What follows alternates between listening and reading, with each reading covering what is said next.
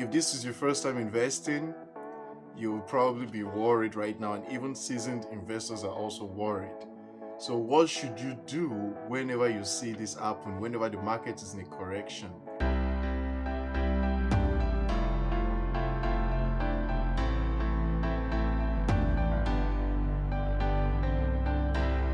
Hi, friends, welcome to another Market Monday.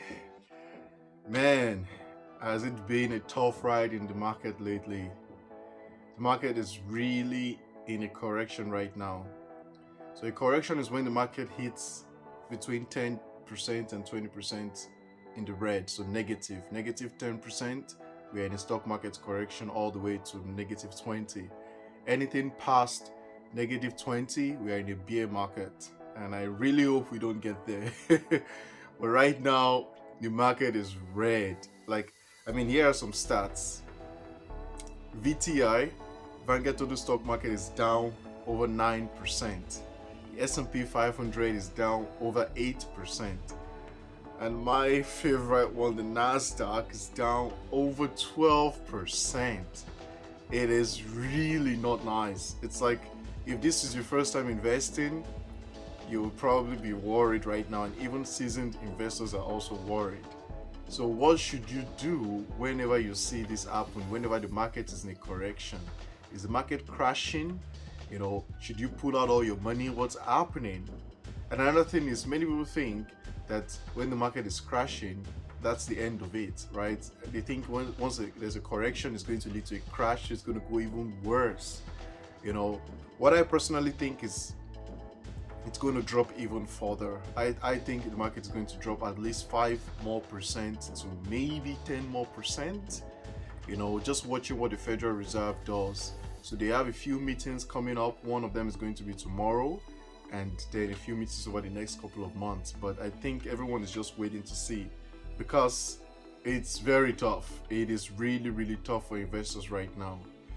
So what should you do whenever you find yourself in a correction, in a market correction, and possibly heading towards a stock market crash?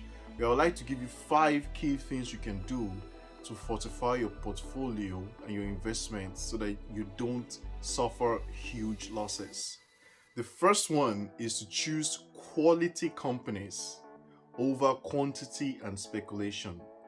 You see, most of the good companies, like you can check Microsoft here, Amazon, Facebook, Google, you see, yes, they're down a bit, but not as much as some companies like Peloton, Zoom, Netflix, and many other companies that are speculative.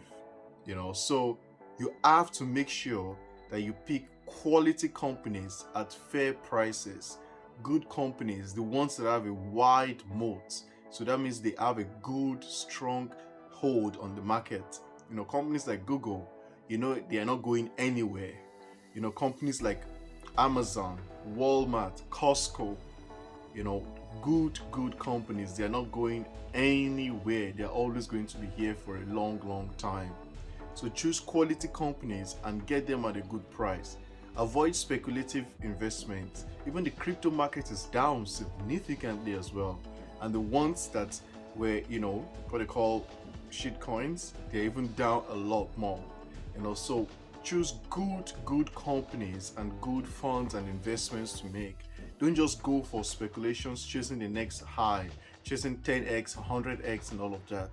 Choose good quality companies and buy them at good prices. Now, the next thing is to look at your asset allocation and rebalancing. So what this means is how much of your portfolio is in stocks, in bonds, in cash, in commodities.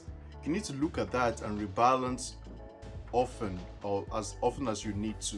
It can be once a year, it can be twice a year, but rebalance whenever any of them go above a particular amount, when the balancing changes out.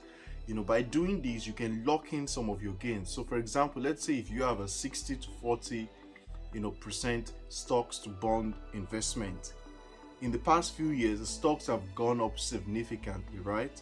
So which means if you sold some of your stocks and rebalanced to buy the bonds that have not been doing so well, you'll have locked in some of those gains. Whereas if you didn't sell, now those stocks will have dropped and you'll have lost some money. So rebalance regularly as often as you need to, but not too often because of the tax implications. Now, this is going to be the most important one. Number three, don't panic sell. You see, whenever people see their stocks in red, they immediately begin to think, should I sell? Did I make a mistake? Or was this bad? What do I do? How do I do this? Don't panic sell. Trust me, it's a bad idea. If you are selling the ones that you think you have good convictions about that they need to be sold, then yeah, that's fine. But don't just panic sell everything. Now may be a good time to lock in some gains. If you had some stocks that did really well, they were up like 50 or 100%, now you can sell them, have some more cash on end, and buy the dip. So don't just panic sell and get rid of everything.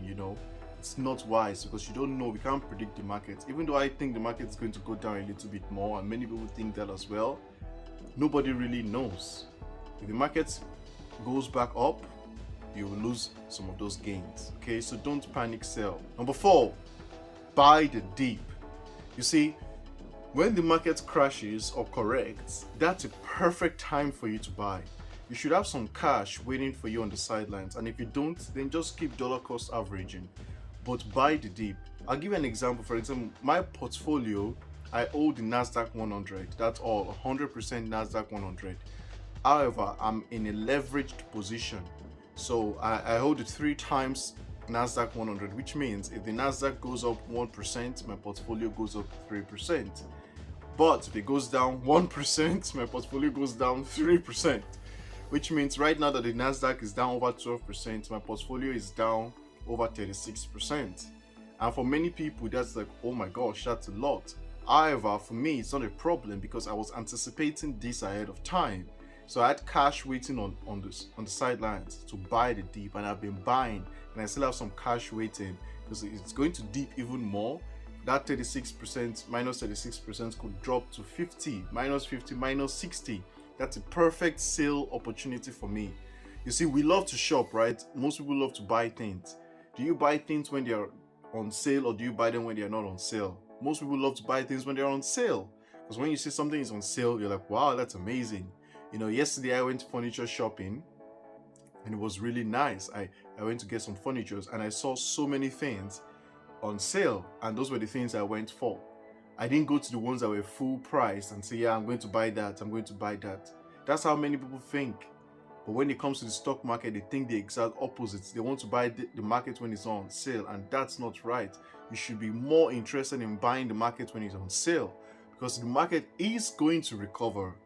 And when it recovers, you will take advantage of those gains. So right now, my portfolio is down 36%, and I bought some stocks, right? I bought more. I put more money into it.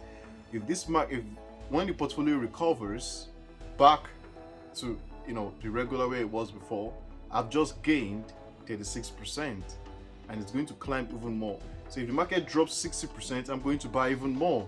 And when it climbs back up, I've gained a lot.